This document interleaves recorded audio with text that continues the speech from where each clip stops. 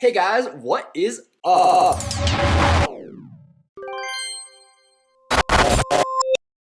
My name is Matthew Osman, and today I'm going to show you how to fix Missing Proxy in Final Cut Pro X.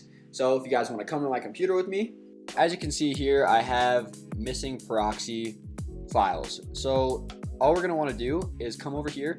We're going to want to highlight all of our videos that have Missing Proxy. Now what we're going to do is we're just going to right click. We are going to click transcode media,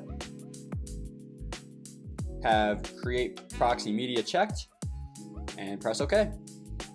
So there you have it. Just go ahead and let it run and you are all set.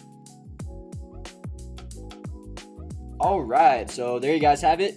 As you can see, all of my videos are now intact and we are rocking. And that's it. So thank you guys so much for checking out this video. If you guys found some value in this, go ahead and drop a like below the video. If you guys want to stay up to date with me, go ahead and smash that subscribe button. Thank you guys so much for watching. I hope you guys are having an incredible day. And as always, peace to you. Love you guys.